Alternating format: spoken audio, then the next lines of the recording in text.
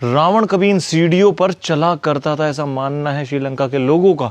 तो भाई ये जो सीढ़ियाँ आप देख रहे हो 1260 सीढ़ियाँ आपको एक ऐसे महल की तरफ लेके जाती हैं जिसे लोग बोलते हैं कि रावण का महल हुआ करता था हज़ारों लाखों साल पहले। और उस महल से पहले आता है ये रॉक गार्डन, पत्थरों का बना हुआ गार्डन। क्यों? क्योंकि आप ये देख रहे हो जो रास्ते हैं वो ऐसे बड़े बड़े पत्थरों के बीच में से होते हुए जा रहे हैं। और सिर्फ ऐसा ही नहीं है, अब यहाँ से ये रास्ता शुरू होता है महल का, और जब ये सीढ़ियाँ आप देख रहे हो ऊपर जाते हुए तो वहाँ पर और बड़े बड़े पत्थर आते हैं जो एक दूसरे से मिले हुए हैं, जिनके बीच में से सीढ़ियाँ जा रही हैं। तो लोग ये कहते हैं कि महल बनाना था, ये रास्ता बनाना था, इसलिए पत्थर ला के रखे गए, या ये पत्थर थे और उस टाइम उन पत्थरों को काट के उनके बीच में से सीढ़ियाँ बनाई गई। ये सवाल आज भी सवाल ही है, क्योंकि इनका जवाब उस टाइम के हिसाब से देना तो बड़ा मुश्किल है। बट हम अपने सवालों के जवाब ज़रूर लेंगे उस महल के ऊपर जाके।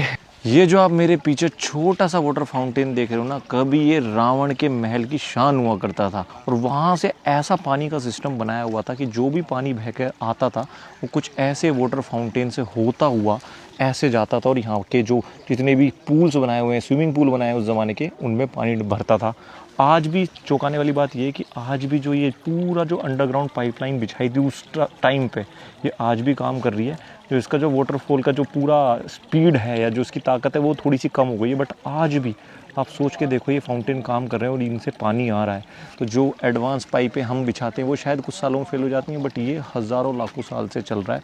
ये बहुत बड़ी बात है। और इस रास्ते से होते हुए आपको पीछे पूरा जो महल है वो देखने के लिए मिल रहा है। तो भाई रावण के टाइम में किस तरीके से वो अपने खजानों को बचाते थे, ये बात जानकर आप हैरान रह जाओगे। ये जो मेरे पीछे आप रॉक देख रहे हो, सिगरिया रॉक, इसको कुछ लोग कहते हैं कि ये रावण के महल हुआ करता था, रावण की शहर का हिस्सा हुआ करता था, रावण की लंका का हिस्सा हुआ करता था।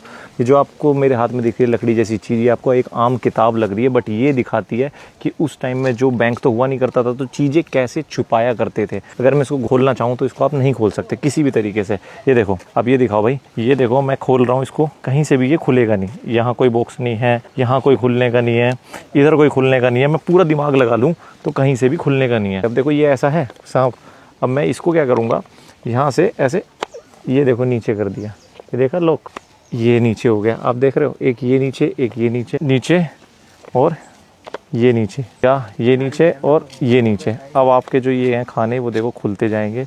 यहाँ पर आप अपना सामान जो है वो छिपा के रख सकते हो। ये देखो, ऐसे ही जो तिजोरियाँ हुआ करती थी पुराने के ज़माने में, वो ऐसी हुआ करती थी इस तरीके से। और यूँ बंद हो गया। अब ये देखो ऊपर आ गया, और ये यू लॉक, और इधर ये यू लॉक।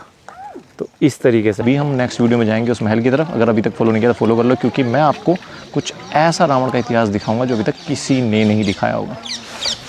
हाँ।